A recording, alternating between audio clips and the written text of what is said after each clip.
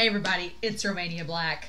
So, as I have been reacting and reading to both Twittering Birds Never Fly, as well as Hanako-kun's manga and Slam Dunk on Vimeo, I've had a lot of people do requests, and there's been some that I've read by myself off that I'm going to do soapbox episodes for, like Daokusei, and I'm going to be doing one eventually on a Sayonara Game, Change World, and Love Nest. I've read those kind of on my own. But this one here, I was specifically requested a reaction to, and it's only one volume. So I was like, okay, it's a one-volume manga. I can do that. And it's called Dōshitemo Furetakunai. I probably butchered that. But the reason why I wanted to react to it was because it's by the same author as Twittering Birds Never Fly. And since we're going to be on hiatus from that for a while, because we're going to have to wait for a new volume to come out, I figured, while we wait, let's see what other works Yasashii Koi has done.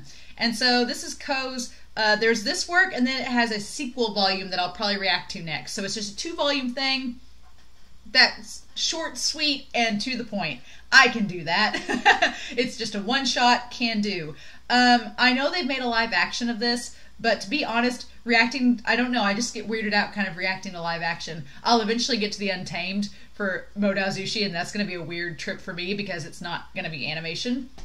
But I'm not quite ready yet. So I was like, this is one volume, it's 11 chapters, we can do this. So that's pretty much what this is going to be. I have no idea what this is about. It's BL, so I'm pretty sure I know what's going to happen. As far as what eventually will happen between these characters, I'm going to guess. I'm just going to guess. But that's not why we read BL, right? We read it for the relationships. Tell myself that. And for the characters. But I really like Ko's work with Twittering Birds. With Seizaru, I really like that work because it's not just... I mean, there's a lot of sex in that manga, don't get me wrong, but it all is relevant to the plot. It ties to the characters. There are motivations. There's reasons why characters do things that they do. And Ko is a really good storyteller in terms of getting character motivations to get from point A to point B in a very seamless and natural way. So I'm hoping, since this is another one of their works, that even if it's a little bit more, it doesn't look like it's Yakuza related like Twittering Birds is, but I'm assuming that there's going to be some heavier themes maybe, just like Twittering Birds, which I'm looking forward to. So who knows what I've signed up for? But a lot of people have requested this, and so I'm like, okay, y'all asked for it, I'm going to read it. So this one volume, and then I think I'm going to follow up next week with the sequel volume. So should be exciting. But in any case, yeah, I found a site hosting it in the English translations. Usually if I like a series, I end up buying it, so I'm pretty excited. I'm in the process of getting Twittering Birds, so why not? But let's start, shall we? It's 11 chapters. It's probably going to take me an hour to get through, maybe. I don't know. 11 chapters. It might be longer than that. Twittering Birds took longer than that, but interesting.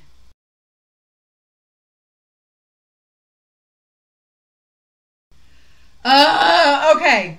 Alright, y'all. I'm splitting this video up. I'm so sorry. But I want to know... I need to do a little bit of research, because if this is starting a new volume, I'm going to split up just a bit. And we're like an hour and 15 minutes into this. Oh, I'm sorry if that just... It looks like... Let me go up here. It looks like, yeah, we've got a new volume. Yeah, this is a new volume. I think it might be the sequel. Oh my gosh. Yeah, that just... Yeah, this is the sequel. Awesome. Cool. So, I didn't realize they were both coming together. So, yeah. That was... Oh, my gosh. Dōshitemo Furetakunai. Oh, my gosh. What a ride. I should know to expect that from Yasashii Koi, though. Because, man, just like Twittering Birds, that was... Man, that was just crazy. I love how it was a very simple story about this boss and this coworker starting this relationship, and each of them coming at it with different pasts and having to deal with that. And I love that about the story, but that was insane. Just I should have expected it from Yonita because she has such a wonderful way of telling this story and having it so emotionally charged. Like, even though this is BL and even though there were definite love scenes, they didn't feel forced. They felt like they were with the character and their choices. And that's the one thing I like about Yonita's writing, is that even when there are sex scenes in her work, it has to do with the characters and the plot and the decisions that these characters are making. Like, they immediately hook up right off the bat, but a lot of people do that when they first meet somebody. They do hook up.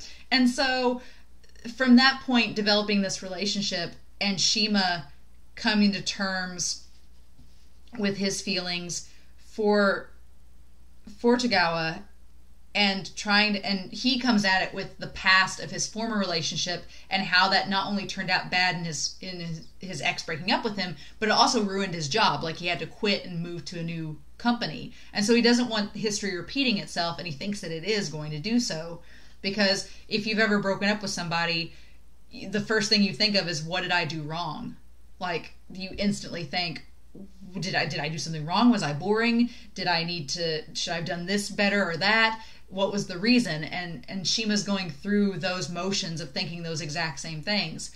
And he thinks that when Tagawa is talking about wanting a family, he's like, well, I can't give him that, so clearly this isn't going to work out. And for Tagawa, it starts out with the portrait. You think that he has this connection to it a certain way, but by the end of this volume and the end of this story, you realize that his connection with the painting, with the picture of his mom and his brother, isn't exactly as fond a memory as Shima might think.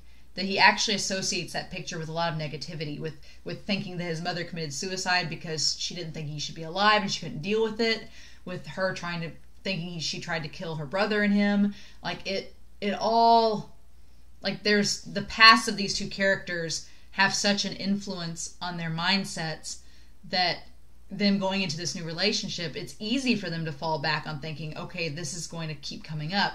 But they both take a risk and they both are trying to make it work. And I love that. It's so wonderful. I love Tagawa being like this brash character. I'm kind of sad he went back to smoking at the end of this manga. I really hoped he would have quit, but maybe it'll just be after sex. Maybe it won't be like a smoking all the time. And I love that Shima kind of comes out of his shell a little bit and smiles and realizes that even though he's quiet and awkward, he can be himself with Tagawa and he can let this relationship happen.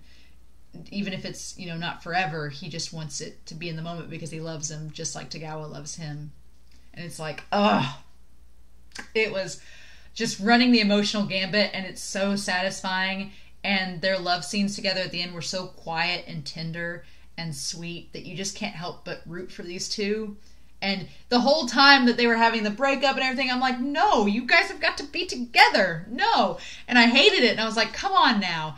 And so I'm really glad that they've gotten together and that he says he's going to have them meet the family. I don't know what family. I'm guessing it's the aunts and the relatives, not immediate family next. But so next week I'm going to look at Soredemo, Yasashii Koi wo Suru, which looks like the sequel to this. I didn't know that on this site both stories would be together, but they are. So this is the sequel volume, and it looks like it's following Onoda, which I've noticed that's been a trend. Like I said at the beginning of this review, I'm eventually going to talk about Sayonara Game and Love Nest, and that series starts out with two characters and then transitions over to a different character and someone that they go into a relationship with. So I'm wondering if this is following suit and it's going to follow Onoda and him getting a relationship, because I was thrown off when I started this chapter because the characters looked like Onoda, but then it looked like somebody totally different. So I was like, So I guess we'll see. We've gotten the story of Tagawa and Shima, and their story has come full circle, and it was wonderful and sweet. But now it's going to be looking at maybe Onoda and seeing what happens with him. And I'm super curious about that. So, guys, that was running a gambit on emotions, let me tell you. But I'm so glad I read that. That was so good. I hope you all enjoyed that reaction and reading along with me. Wasn't quite as intense as Yonita's other work, Twittering Birds, but the emotional connect, the way that she draws characters and their expressions, and the moment that Shima was just crying and sobbing in the office, like that hurt. Like that was a genuine sadness.